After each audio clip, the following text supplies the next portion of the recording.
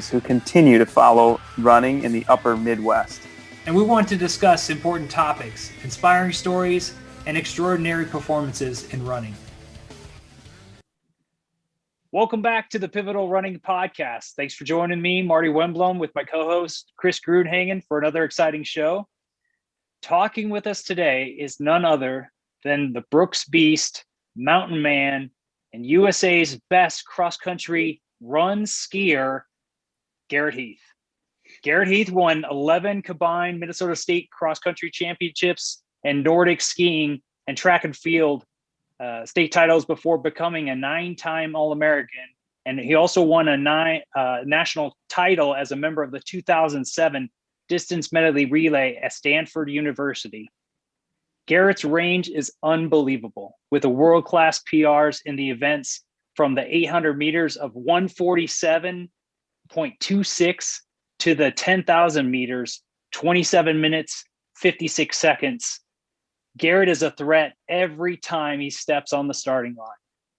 As a 3-time champion of the famed Edinburgh cross-country race, his gutsy racing style has carried him to victory over some of the world's most legendary runners, to include 4-time Olympic gold medalist Sir Mo Farah. Garrett Night Slayer Heath, how are you doing, man? I'm doing well. Yeah, thanks. Thanks for the intro. I appreciate it listening. Very flattering. No, I got to keep it real, man. Anytime you take down a Sir Mo Farah, which hasn't been done in history, you gotta pick up the title of Night Slayer. So yeah. I mean, I can't say I've raced many Sirs to begin with. I don't know if there's any others actually in the running world, but I was special when you get a shot at one. That's a pretty feather in your cap, I would say. Huge feather. You're a big Running with the Buffaloes fan, and I got to ask, have you ever seen the actual race footage of the 1998 NCAA cross-country championships on YouTube? On 1998, that's with Adam Goucher and the team with the Running with the Buffalo. I don't think I have. It's one of those where like you read the book and you build up a mental image in your mind of what things look like, and after a long enough period of time passes, you wonder if you've actually seen it or if it's just what you created in your head. But I don't think so. Yeah. Well, I'm going to send you the link to it because actually it's on YouTube, courtesy of Pivotal Running, the YouTube channel. So you can actually watch it. Now, there's some, sort of liberty there, because actually Stanford University, I think, actually paid for the cable rights to actually have that NCAA championship actually. So don't go and file a lawsuit against me. But, for those kids who read Running with the Buffaloes, there's an actual video. Now it's an old VHS copy, but it's the only one on YouTube. There you go. Yeah, that's cool. And now that story, I think is one that still inspires people. I think, because it's one of those things where if somebody's following you around, there's that added element of pressure. And so to be able to perform all season and at nationals is one thing, but to do it when somebody's writing a story about you and about your progression adds another element of pressure, and so kind of being able to like follow that story, I think is one of the things that's like, I think helps any younger runner like humanize what your idols are doing, and so for me to kind of like see behind the scenes and, feel a part of that, I think was, certainly you still like looked at Adam and kind of that whole team as like godly figures, reading the book, but you do kind of get an insight on how they're a bit more normal people than you otherwise might just seeing TV or, social media nowadays. Yeah, it's been over 20 years since that book has been written. And you can imagine how many young runners have taken that book and picked up the torch where Adam and the Buffaloes really put it out there, courtesy of Chris Lear's writing that and capturing that story. It's interesting, right? What do you think about the last 20 years? Have we seen sort of a boom, maybe even as a result of some of those stories being told? Yeah, I think we've seen a boom for a lot of reasons. I think the internet has a lot to do with it. I think people being able to see what other people are doing across the country, just the sharing of training, the sharing of racing. You can argue if it's better or worse, but high school kids are starting to train more like pros than ever before and running faster than ever before. And so, we're getting to the point where if you're a pro like me, you got to be careful. You can't be having any off races, even if you're racing a high schooler sometimes, because, I think for, the kid from Michigan, he's like a 17-year-old, blanking on his name right now, but he just, went well under 4. And I've, I talked to Nick Willis, and, he was saying that some of the workouts the kid's doing is are incredible. And so, I do think, there's been I think just the sharing of information has helped a lot. I think people just, generally becoming smarter about training.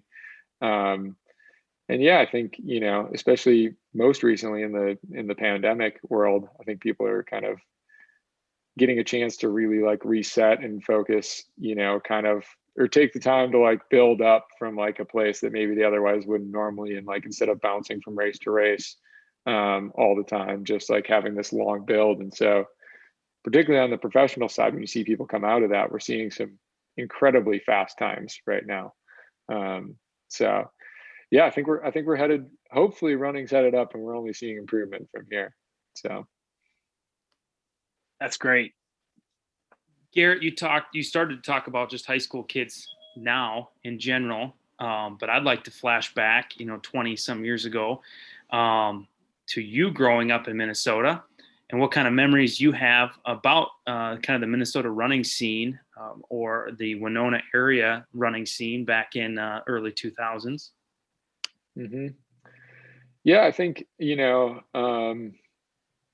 our family was always very active. And so I got into a lot of different sports, whether it's running, cycling, just climbing, hiking in the mountains, playing soccer, basketball, things that I was horrible at to things that I was good at, kind of across the whole spectrum when I was younger. But I think particularly for me there was a culture in Winona at the time, with our two coaches, Jim Flim and John Ruggerberg, who had both been around for quite a while. And, we're very smart training wise, but I think more than anything, just great guides for me and mentors as far as what to do to have kind of an even keel throughout my career, and how to kind of build success and stay focused, and all of kind of I think, things that you need to be sustainable and have a long career, because, no matter how good you are, no matter how injury free you are going to have parts of your career where there's going to be downs, and there's going to be super tough times, and you're going to, you are going to deal with bouts of injury. And so it's not if you're going to have them, it's when. And it's you got to be able to deal with them in a way that you can come out of the other side, either both still on the team and not, unmotivated, or with a contract, but also better for it. And so I think that culture that they created in Winona, I was just kind of lucky to fall into. And I think, outside of my parents, I would say those two coaches are probably the two people that have had, maybe the biggest impact on my life in general, not just my running career. So speaking and thinking about competing and racing in high school, you and I have kind of talked a little bit about the guys that were coming out of Minnesota at that time frame. Who would you, of those young men, would you consider to be kind of maybe the toughest competitors, or just the toughest individuals that you raced? Yeah, I mean, there was a handful. There was a lot of people that really motivated me. Kind of ahead of me was the Nick Schneiders of Minnesota, who was kind of, I think, a guy who made a step beyond where anybody else in Minnesota had been at the time. And so kind of moved the bar a couple of bars, or a couple notches higher, to a place where I was man, this guy's in his own world. I want to be there at some point. And then, kind of within our conference of the Big Nine, Ted Gustafson, It was at Owatonna. He always wore the sunglasses. He was like your classic high school kid who wears the sunglasses. And like, if you're wearing sunglasses racing in Minnesota, like you need to be good. And to his credit, he was very good. He basically always won. And so I was like, it's either you're like, oh man, that guy shouldn't be wearing those, or like he's wearing it. I'm like, man, this is the best dude. Like I want to be there too. Like that guy's really cool. So he was another one. And then, kind of as we moved on, like, Tom Schmidt, Eric Beck, Marjang, some of those guys, Forrest Tatanippa, who went to Stanford with me later on, was a year ahead of me. And he was a guy that Forrest was a guy that motivated me, a few others in Minnesota, because he was good. We raced growing up in Junior Olympics, and, he was kind of just a phenom. So kind of to have some battles with him, usually only once a year at the state meet. He's a tough dude, and like you'd feel like you had him beat, but he always rallied back. So we had a few close battles. So there was a handful. As I think through them, there's like more that come to mind, and I'm like, oh man, that guy, he was the one that really motivated me to do this or that, or Oh, there we go. Oh wow. Oh yeah. Best guys in the state. Tom Schmidt and those sideburns. I always knew they were right behind me too. Yeah, Garrett, it looks like you're in a full-length T-shirt. This is was this style and strategy at the same time? Yeah, I don't know if that was ever in style, honestly. I remember even in high school thinking that was not in style. I don't know. I have no idea whoever picked those uniforms, but not only were they like heavy, not breathable, they didn't look great. Like, nobody was wearing the right size. Like, nobody nowadays would even wear a T-shirt of that size, let alone race in a shirt that would wear a parachute like that. So I think, there was probably at least an extra 30 seconds in the tank in some of these miles or 2 miles, just you take that off and put a real jersey on. But no, that was Tom. I don't know if you said where that race was from, but it looked kind of like, was that Owatonna? So the first clip, you and Tom was over in the Faribault Invite. And so those would have been, right. All those clips would have been from the 01 cross country season. And then the remainder of that would have been in Owatonna at the Big Nine meet. And okay. I wanted to pull that up and pick your brain, because I heard you speaking a while back about Tom, and your kind of conversation was that you would have been a sophomore, he would have been a senior, and early in the season you kind of kicked him around a little bit, and then he figured out what he needed to do. I don't even know if I kicked him around. I think that was, maybe looking back, I hope I did, but I think it was more like I beat him. I think I beat him at Faribault, which was his home course. Like you said, he was a senior, I was a sophomore. I think we were 1 and 2 in the state in the rankings back then, and there was much less data, so who knows if I was actually, I should have been ranked that high. But I think just because I was near him, he had won the 800 the previous year at state, and yeah, I remember like at Faribault, like actually just kind of being able to break him in the end of the race just enough that he couldn't catch me down, or like couldn't beat me. We ran side by side most of the whole race there. And then, after that, we raced at Owatonna, I think probably all 3 times at the Owatonna Invite, and then at the Owatonna Invite, Big Nine, and then sections, and then at state. But I think at the first Owatonna Invite, he figured out that as an 800 guy, if he drafted me, he could kick me down. And it was, it was no problem. And there was nothing I could do. Like, I had a worse kick, and we were evenly matched as far as like if we ran a time trial from the front. So it wasn't like I could run away from him normally if we were, if he was drafting off of me. And I certainly could not outkick him. So yeah, he drafted me, and then he outkicked me. And then I think he did it again at Big Nine before like it occurred to me that this was the new plan.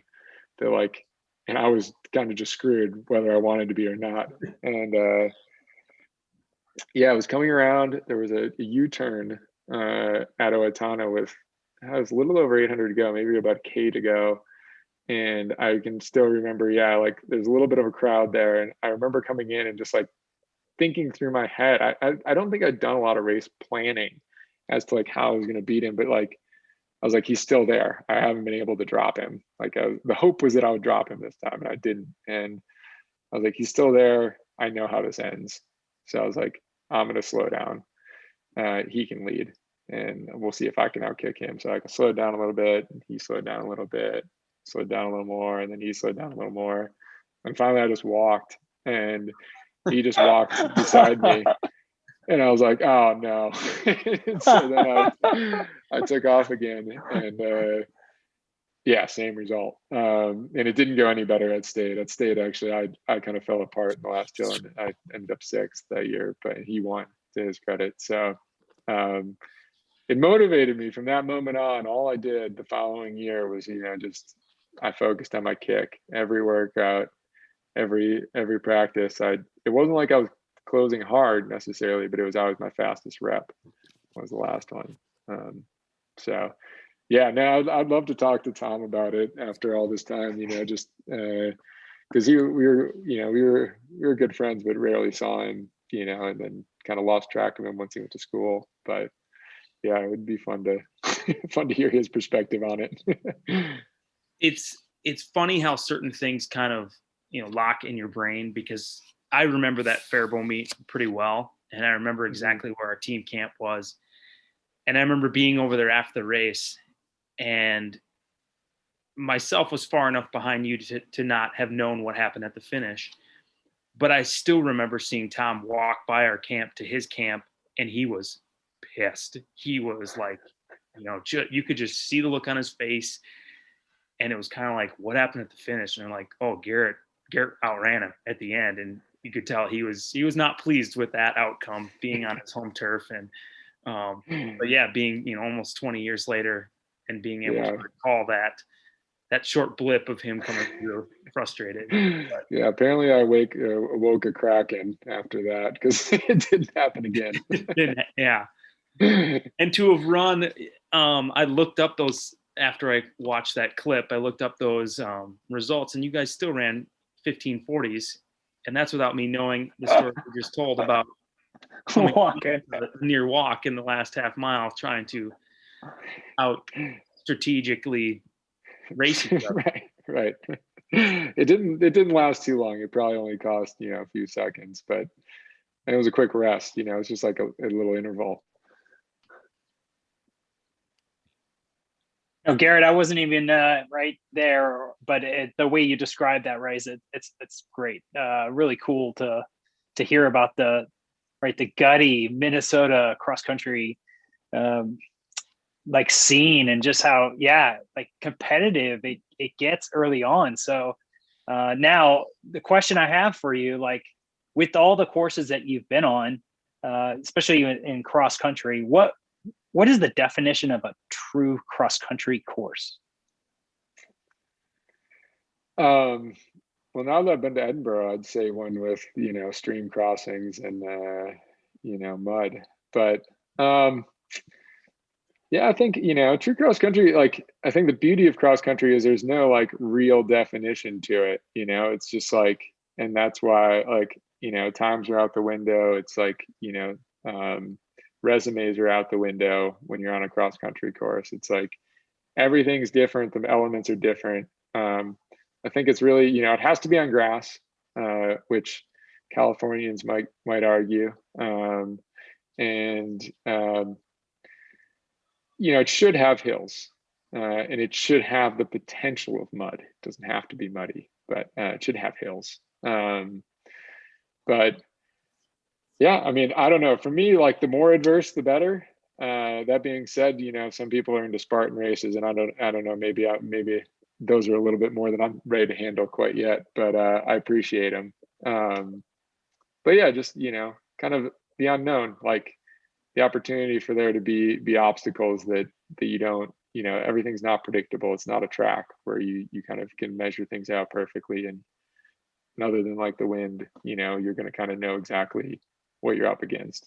So I appreciate that, Garrett.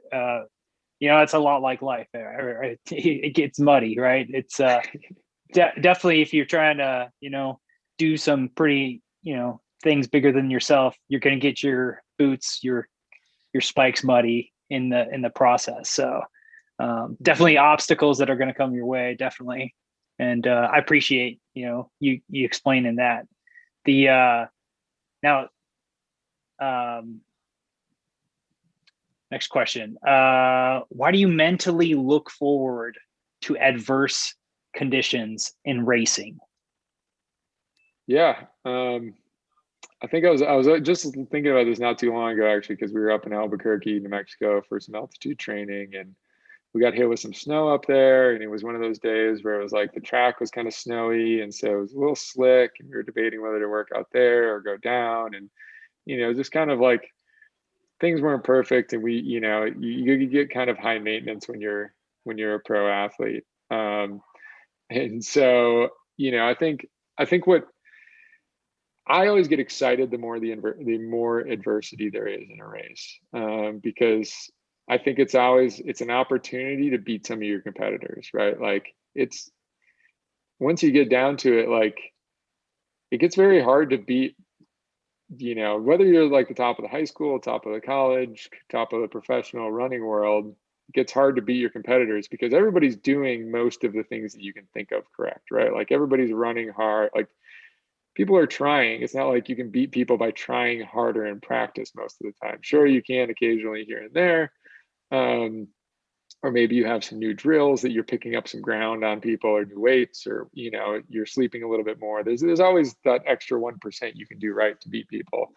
But I think the easiest way to, get an advantage on people is the mental side of things. And so when, things aren't perfect, or you're dealing with adverse weather, you're dealing with adverse travel, you're dealing with all of these different like factors that go into racing, the more you can kind of convince yourself that like, hey, things are going to be okay, or hey, like I don't care about these things as much as other people do, So it's like if it's 15 degrees, or say it's 10 degrees and we're racing in cross country, I don't want to be racing in those conditions either, but I know I want to be racing in them more than the guy next to me. And so like I feel like that gives me an advantage, on the mental side of things, when you step on the line where you've already made up some ground that like physically then you don't have to, you kind of gain an edge before you even start the race. So that's why I like them. Other than, it just kind of, it gives a good story if it's cold and rainy and snowy and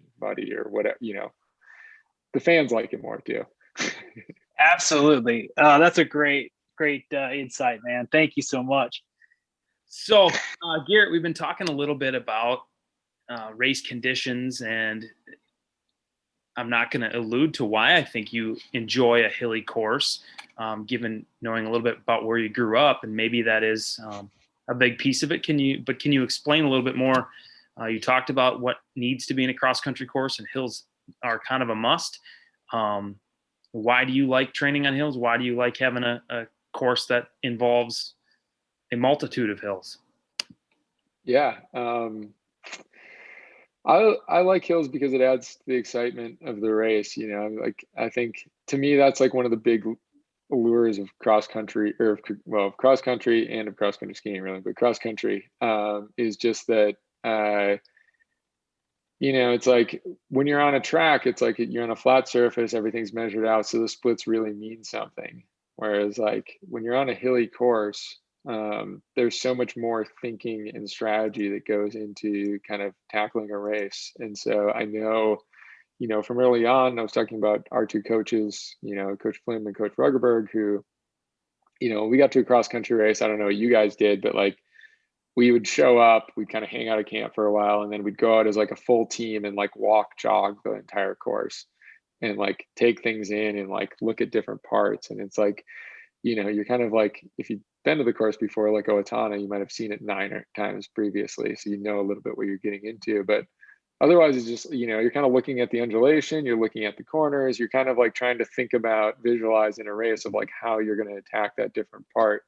And I think, that makes it exciting as a spectator, when I was watching, when I'm watching other people growing up, watching, like I was saying, like Ted Gustafson, or, some of these like Eric Beck, Marjang, kind of race. It's like, how do these different people attack different parts? And one guy might get ahead, but if you go too hard on the hill, the other guy's going to come back on you. And so there's much more strategy that goes into it. And it's similar to just like having adverse muddy conditions. I have my opinion on what strategies work best. But like some people love to like really attack the hills, and other people love to push over the top, and other people,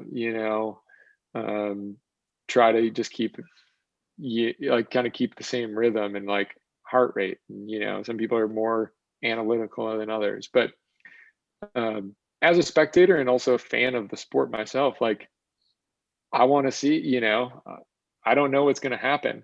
And so I want to see that. And, I love going for fast times and paced out races and stuff like that too. But I don't know, chasing record times isn't always the most exciting, as, sometimes watching that human battle that plays out on a cross country course, against the competitors and the elements. So.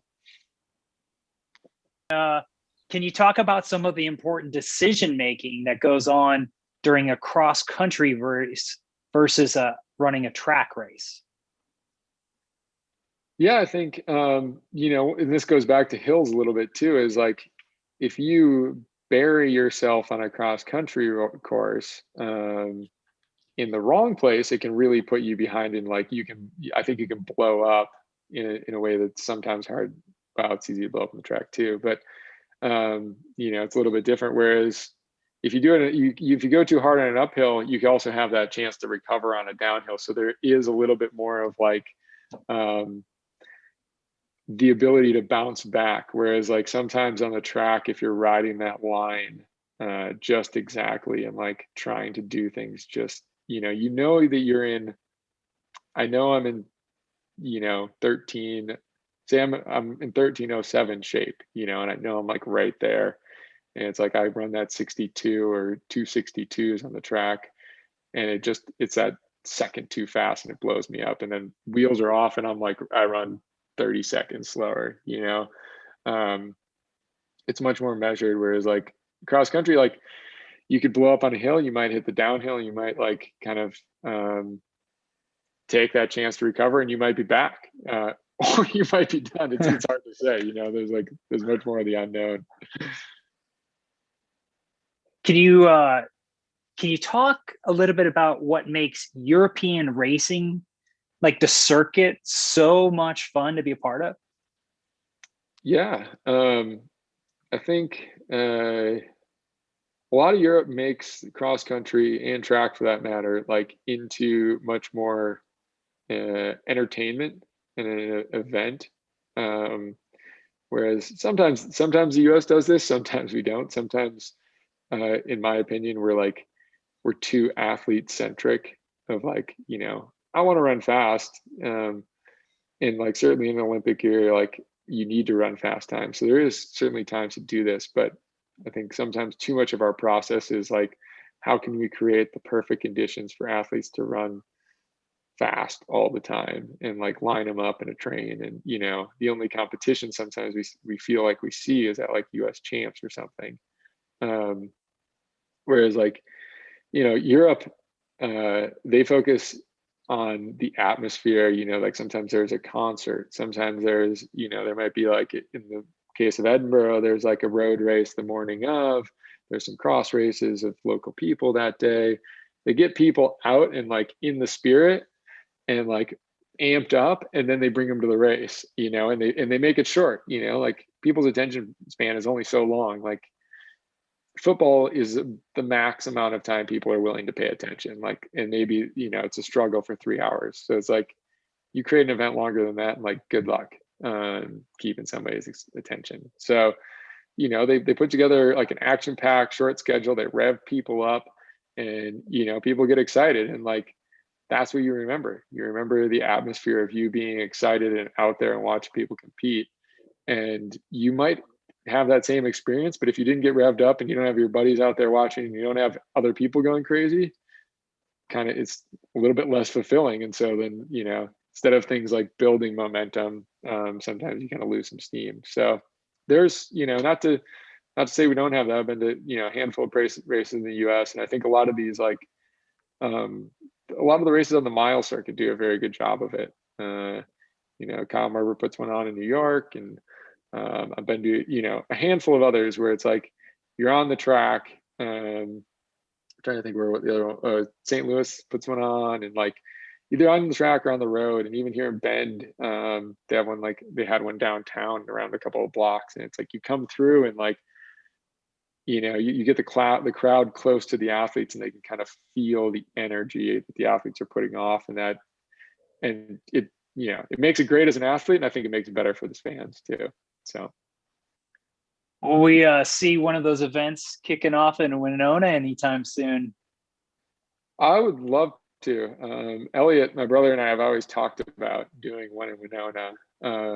Our dream, was always to do one actually at like the halftime of a football game, because like the Winona track is like right around the football field there, and so like it's a short period of time. You got a ton of people packed like right there as your fans already put on an elite level race, and just like, kind of keep the excitement going at halftime, and try to like build the sport, because it's hard to bring new fans into any sport. So like steal some from another sport. Not that you're stealing them necessarily, you're sharing, like they don't have to forget about football. It's like take those football fans and make them also care about running,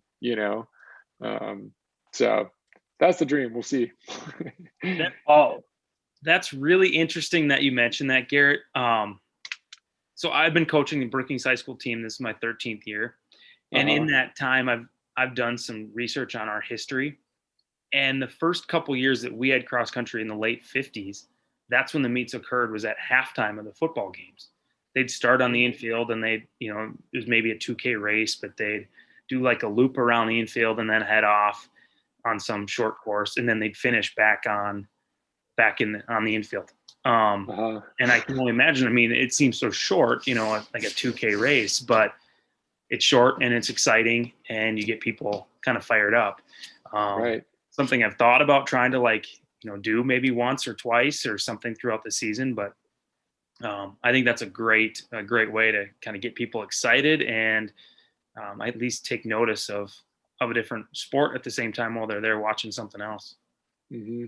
Yeah, for sure. I think the hardest part for anybody other than like kind of people on the pro circuit is the fact that football season and track season typically don't match up. So you've got to kind of do, like you were saying, with like cross country, which sometimes now football in many places is so popular, there's no entrance into the stadium that's big enough, if you go off and come back. But no, yeah, I'm in. I'll resurrect my miling career if you put that together. All right. So as we talk about that, there's over 500,000 high schoolers who run cross country, and most of these runners, never get a chance to run cross country after their high school career. Do you think there's like an undeveloped market for cross country in the United States? I think there's a huge undeveloped market for the cross country, and maybe I'm biased, but I've gone to the USATF convention a handful of times and like continue to try to push this agenda, but and there's a lot of people actually on board for it. I think it's just a matter of kind of gaining traction and really finding someone or some group that like wants to take on that kind of the onus of being the ones to really first create something, because that's the hardest part. Once you get it going and people can see the potential, then it's easy. But yeah, no, I mean, it's like every time I was in Edinburgh, it's like the whole town comes out there, and like people are just out and they love cross country, and it's some of the worst weather I've been a part of, and they're the ones that want to be outside more, and I think there's a lot of potential. What I would love to see is like, there's a lot of potential to do this in like major cities, in parks, downtown major cities, instead of like making people come to cross country, bring the cross country to them and like create the environment. And so like, obviously there's a lot that goes into that, and there's like, the rights and the police in big cities and stuff like that. But I think, the ultimate would be having it in like a Golden Gate Park in San Francisco, having it in a Central Park in New York, having it, downtown like Seattle or Boston or Minneapolis, or, kind of any of the big cities. Like people want to run, and people, I think, would love, people love Spartan racing, like they love kind of that adversity that comes with it. And so bring it to them and give people a chance to compete, and hopefully, put some pros in there to kind of like continue. I'd love to build the pro circuit more, and get cross country back, or in the Olympics. I think would be the ultimate goal, because I think that builds legitimacy in people's mind. Is if your sport's in the Olympics, then it's a real sport.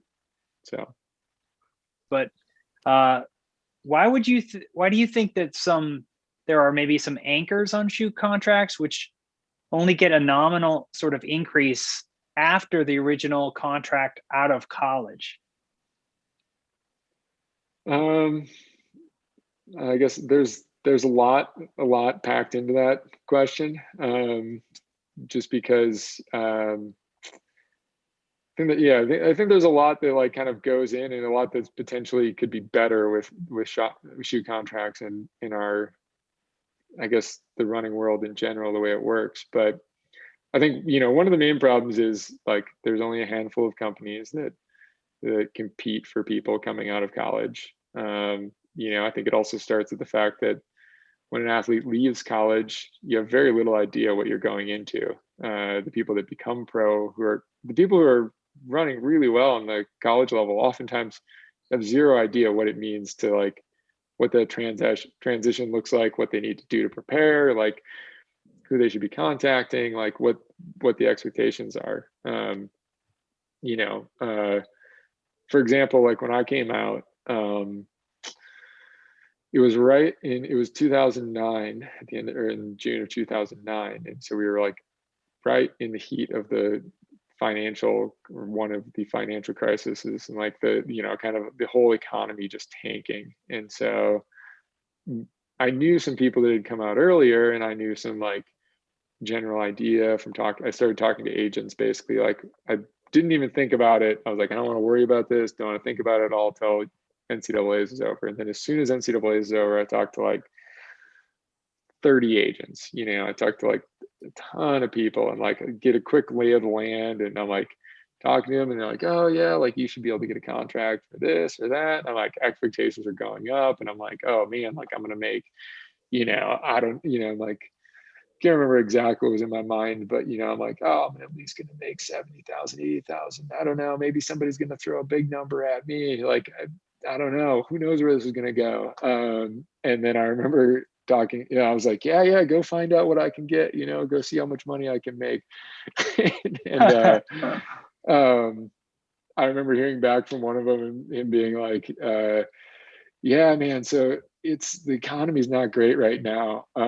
So I talked to a few of the shoe companies, and it sounds like, I think we can probably get you gear, and it doesn't sound like there's any money out there right now. And I was like, had I known this, like had I had this expectation from like my initial conversations, this wouldn't have been as big of a blow. But now that like all of these agents had put this in my head of like, oh, you're going to be making, like, to me, coming off making nothing to making like obviously nothing near like a NBA or NFL contract, but you're making enough to survive.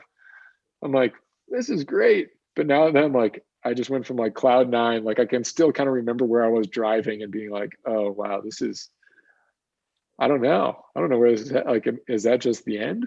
Yeah, I was like, I guess like, should I be taking this? I don't, and luckily, like probably, I think it was about, that agent who has been with me my whole career, Dan Lilo, actually kind of like was, hey, like, let's just wait this out, see if we'll find anything else. A lot of agents kind of just disappeared as soon as we found out there was no money.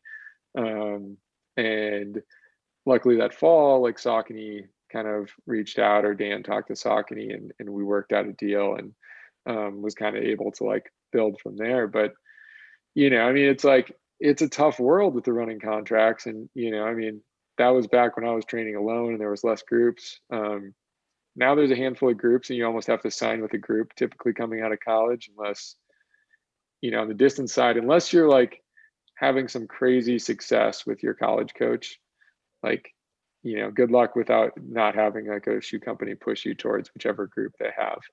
And I think like, you know, people are willing to take sacrifices here or there for like different groups that they think match well with them. But ultimately, like I said, there's not a ton of money in running. Like, it's not like you're trading off 1 million versus 1.5 million, or at least most of us aren't. And so it could be the difference between like kind of having a very sustainable salary to like really kind of eking by. And so like money certainly comes into play. Like, you might think one group is slightly better than another, but if one group's going to pay, if that same group's going to pay you half of what the other one is, like, you might be hard pressed to go there, you know? And in general, running contracts are short. So it makes it hard. You know, I think we lose a lot of people before they get to like my stages of the career, where it's like, you know, ideally your endurance should be built up, and you should have been able to kind of like really continue to grow. You just, you know, if you got a year contract and you have bad luck with an injury, you might be out of the sport altogether. So anyway, I think I just like kind of went off in about 8 different directions on your question. So I don't even know if I answered it. Huge insight on, all right, that's like behind sort of the curtain that probably a lot of us have no clue. And you just, right, definitely shared a lot for us. I had no clue on any of that, so thank you. The you know, the Nobody question I have, even if they're about to do it. yeah, that's like the thing is like, you know, your pro running career, you've been, I mean, you know, you talk about sustainability, and you've been really sort of known as this mountain man who's, you know, been able to take, you know, a different journey or an opportunity to train off the paved streets and get out into the outdoors and off the synthetic tracks a bit. How did you discover this passion that you have for, you know, sustainable living and the outdoors? Yeah, I think it's just, you know, it's finding ways to kind of keep yourself sharp and like really just interested in what you're doing. And, you know, so for me, it's just been one of those things where, you know, kind of like whatever season I'm in is the one that's like the best, or the one that I like the most. So in high school, it was like, if I was running cross country, like that was my favorite sport. If I was cross country skiing, like that was my favorite sport. If I was in track, that was, you know.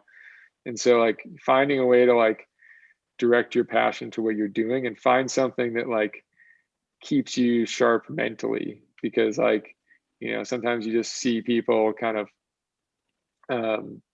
not finding the success they want and trying to like force their way through it, and then I think kind of like burning out. And, you know, finding those ways to like, it's like, hey, it might not be kind of the traditional way to go about it, but if I can continue to keep myself like very engaged and healthy as well, I think is important. You know, both mentally and physically, like in the long run, I'm going to have success. Like, and I think you can see those traits in people, or you can see, it's fun to watch someone kind of build those traits, you know, at the high school, college, or pro level.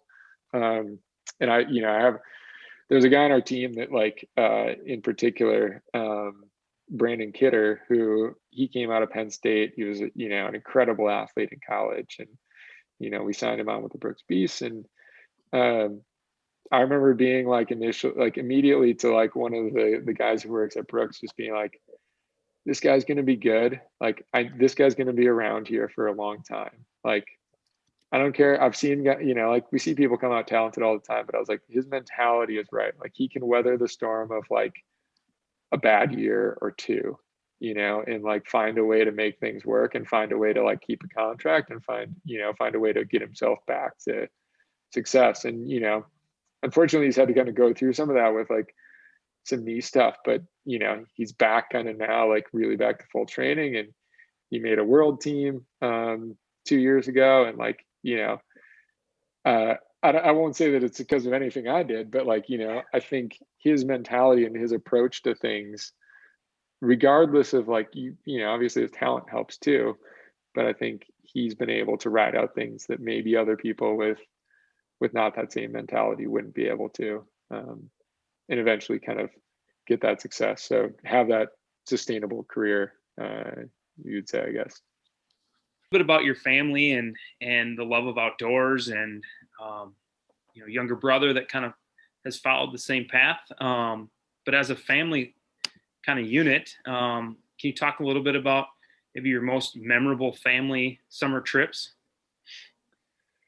Yeah, we used to go to like the Frisco area a lot in Colorado. Actually, Frisco or Buena Vista, kind of those were our two areas. And actually, I think Buena Vista is one that we went to maybe even slightly more, but we used to like big into camping. We used to stay at this like KOA that was kind of like across the road from, like, you looked across Buena Vista and you could see like all of these like big 14er mountains, and you could watch the rain roll in every afternoon. And we'd go there for like a week or two every summer. I was lucky because my parents both worked.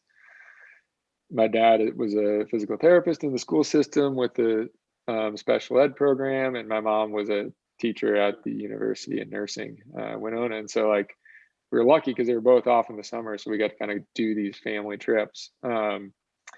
And yeah, I mean, we used to, like, biking was the big thing growing up. Like running some slowly developed into something that like we would do. But yeah, I can remember like we'd always bike in the morning, basically before the storms. You'd go try to climb these 14ers and kind of keep up with our dad. And you'd sometimes get like rained on or snowed on at the summit. And like it got to the point where like eventually early or later in my career, when I cared about training and I started keeping a training log, I was like way too like obsessive compulsive about like what counted as training. And so like I can remember I would carry this rain poncho with me for like if we just got dumped on out there, instead of a rain jacket, because on the descent I would put it on even if it was nice, so that I could also pedal on the way down. It forced enough resistance that I could pedal, and then I would count that as training.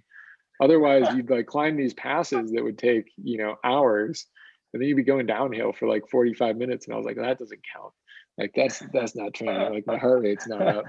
And so I was like, I was crazy. So I remember doing that, and then we kind of like, our parents definitely never forced anything on us. Like we would always be the ones kind of pushing the training. And I think, having that training log was something that, helped build that momentum. And obviously having my brother around to train with, and, even though he's 3 years younger, sometimes when I remember we'd go to like, eventually sometimes we get a house when we're in Frisco. And yeah, like we would come back, we would have dinner, and immediately after dinner we would go for a run.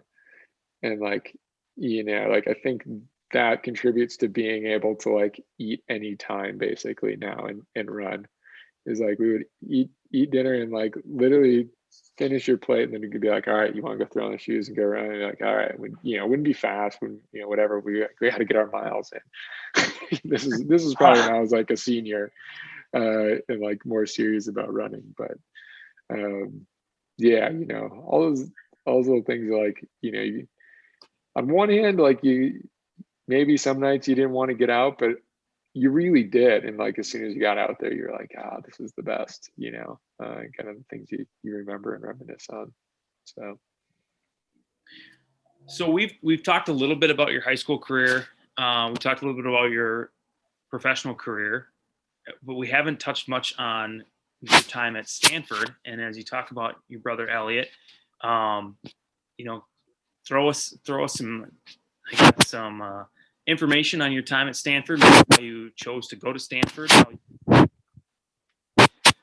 it arrived there as well. Just give us kind of a quick glimpse into the life of Garrett Heath at Stanford University.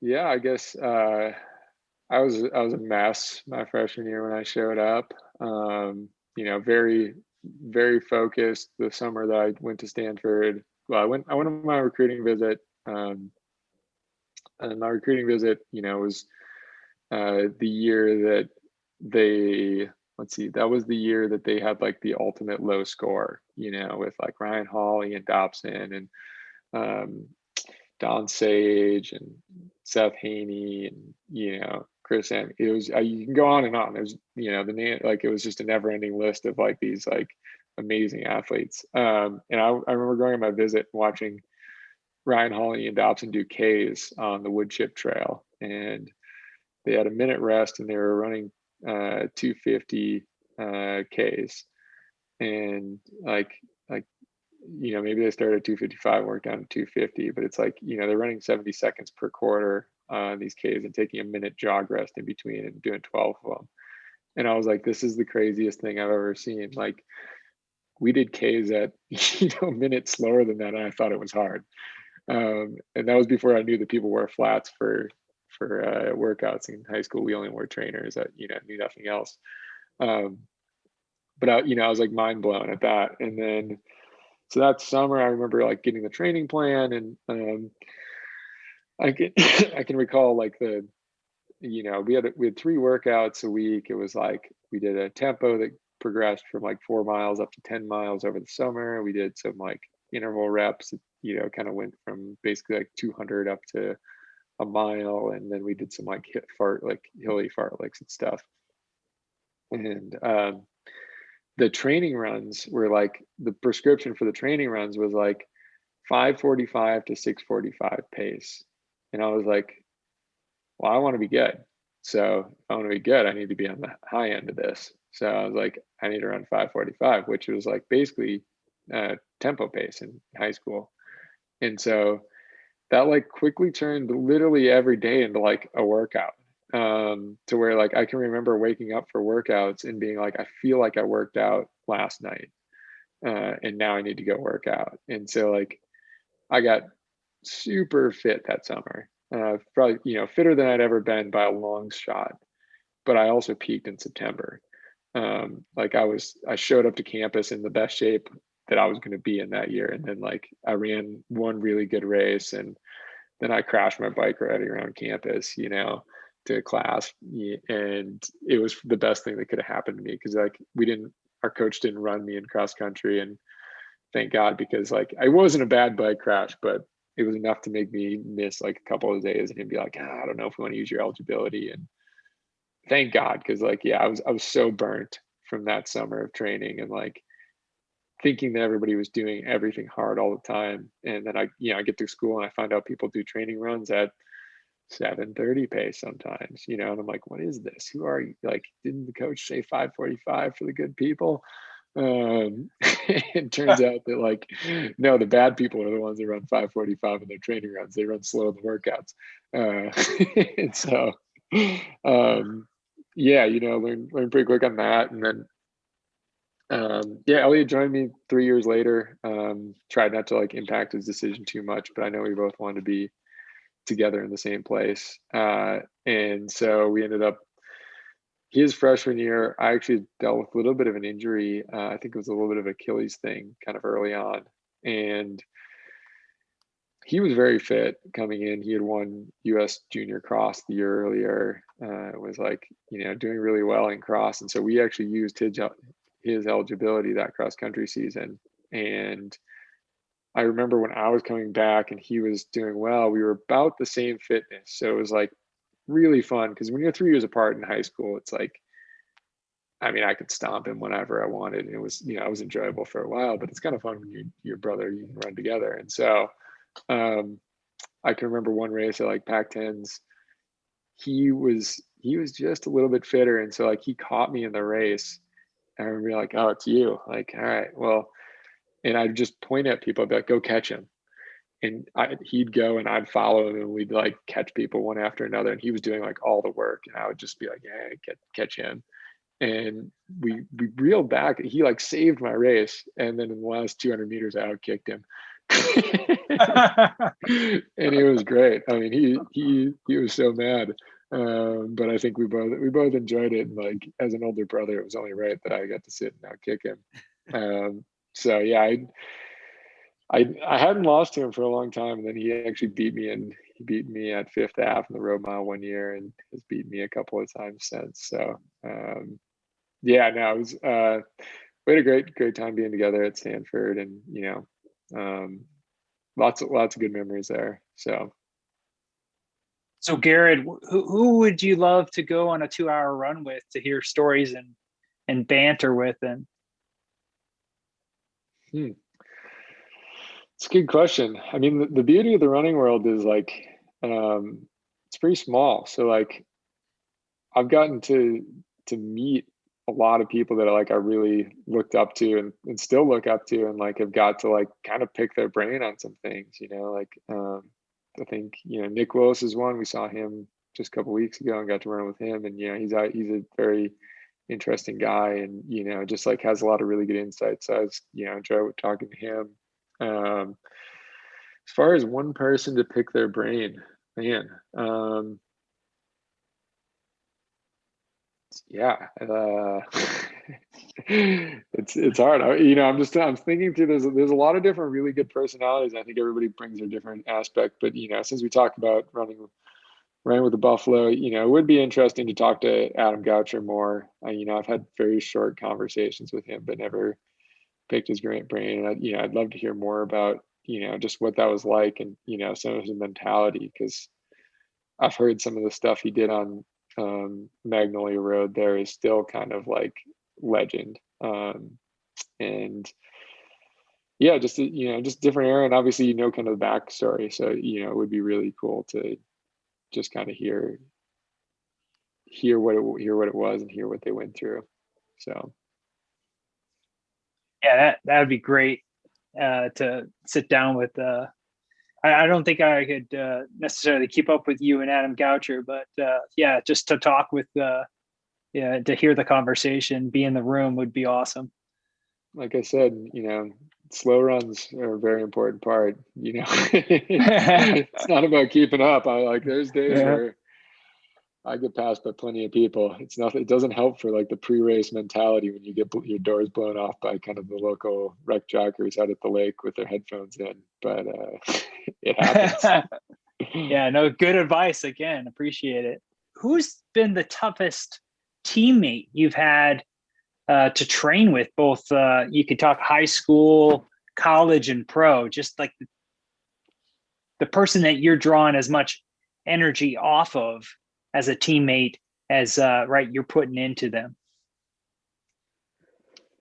That's tough. Yeah, I've been lucky to have a lot of really good teammates. And I think that's what's kept my career going. It's like, you got to find put people around you that like you, that get you excited to be out there and who keep pushing you, I think, one that definitely comes to mind right away is like Russell Brown at Stanford.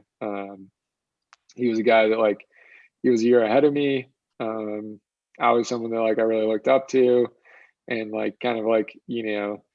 really helped me kind of figure out how to train and mentality to take. And I just kind of followed in his footsteps a lot. And, we kind of became, there was a stretch of probably 2 years where it just felt like it was just the two of us, especially his senior year, where it's just the two of us training together all the time. And we got the opportunity to go to Europe together. Stanford paid for a trip for us and our two coaches. So it was just me and him over there, and did some racing. And he was a guy that, I was a little bit more distant, so a little more cross country than he was, and he had a little bit more speed than I did.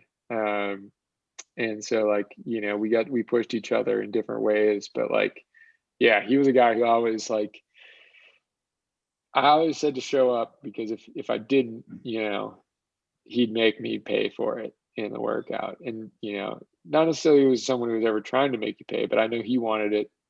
He wanted to be fast, and he wanted to win NCAAs, just as much as anybody out there. And so he wasn't going to let me have a day off, and so I better show up, otherwise I was going to get left behind. So Yeah, no, he was definitely one of them. And it's definitely a part of my career where, I think if I didn't have that, maybe wouldn't have made kind of some of the next steps that later on did. So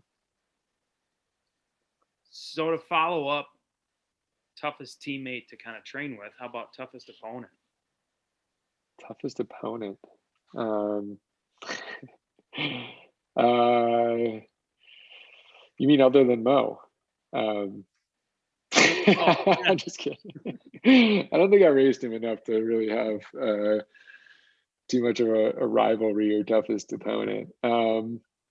Actually, yeah, I think probably the person hardest opponent during the same era. I'm kind of thinking of college is Leo Manzano, and like the guy just tough as nails, and I always showed up when the moment was the biggest, and like um he drove me insane, and drove our Stanford team at the time insane, because we went to head with him in the DMR a lot, and we eventually we beat them once indoors in the DMR, but he got the better of me a handful of times. And I think my junior year on the track and at Drake, um, I can still, like, it's one of the most vivid memories for me from college of, like, I was in probably the best shape of my, well, definitely the best shape of my career up to that point, and maybe the best shape of my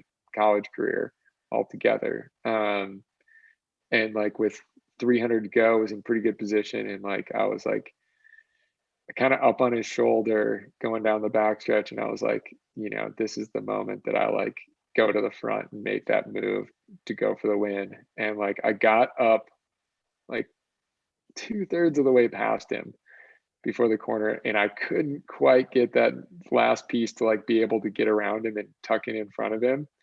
And he just like kept holding me off. We were just sprinting down the backstretch, and like we got to the corner, and since I couldn't get in, he just held me off for the entire corner. And like physically and mentally, it just broke me. And so like in the home stretch, I just tied up, and like I think I ended up seventh, because then I got rolled up by like a handful of other guys. And yeah, I mean he was, I don't know, he's a tough guy, and obviously he's made a bunch of teams. And if you watch his silver medal performance at the Olympics, it's like you think the guy's out of it with a lap to go. And he rallies some sort of inner lion, I think, is kind of the animal that I think he identifies with the most, and just like roars back. And yeah, it's pretty crazy. So probably Leo has had the biggest impact on that front. Toughest rival. Ooh, that's a great run through for the race there. Hey, you're in Seattle, and I got to tell you, I spent some time there myself. I don't need to qualify myself, but I did spend 9 years in Seattle running around. I got to ask you, have you ever run at Cougar Mountain? I have, yeah. I've gone out there a couple of times. There's some guys from Brooks, more trail guys, who call, like, they do this mountain morning meetup thing. So like the crack of dawn once a week, and I've gone out there kind of off season stuff and done a couple of easy runs with them.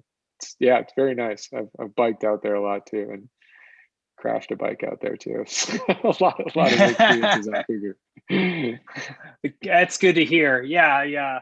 I got my teeth kicked in at Newport High School from all the Meade High School. The Spokane running scene is pretty formidable, right? It's got a sort of a lock on a lot of things in Washington, certainly with Pat Tyson. And and he's doing great things in Gonzaga. But hey, here's a question for you. Now, being in Seattle, if you could choose one band or artist to play at Paramount Theater, who would it be? Tough choice.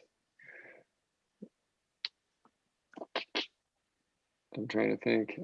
I've been like, I guess for me, I'm like a bit more of like low key when it comes to concerts. So I've seen Gaslight Anthem is a few times, and that's about as like revved up music as I get. But like, Dave Matthews is always one that, he's a bit more like outdoors and stuff, but he's one that's he's a Seattle guy, so it'd be kind of fun to see him there, or like even a chill like a John Mayer or something. That's a pretty big throwback. I don't know if John's come out with anything anytime recently, but that's good. I appreciate that. That's good. Dave Matthews works well. Actually, probably outdoors at the Gorge. That'd probably. I've been to the Gorge to watch him. Yeah. Okay. There you go. That was maybe, that venue is epic. It doesn't matter who you're watching. Like, you get that backdrop and you can't beat it. But yeah. Maybe we have to put on a race out at the Gorge then. Yeah, that'd be actually a great idea. It'd be a different clientele than is normally used to showing up to track meets. So it'd be a good group to tap into. I'm sure there's plenty of people who cheer on, oh, they would a bunch of crazy runners. Yeah. Now, Garrett, I appreciate the time today. Just talking with us, chatting us. This discussion's great for so many of us, especially we would appreciate it. Giving back to the Upper Midwest running community as we find ourselves here in South Dakota. And once again, like you said before, your ability to reconnect with local schools and colleges and give back to this great sport that we all love. I just want to say thanks and much continued success, with the Brooks Beast and as you make your preparations in this 2021 Olympic year. Yeah, thanks a lot. Thanks for having me on.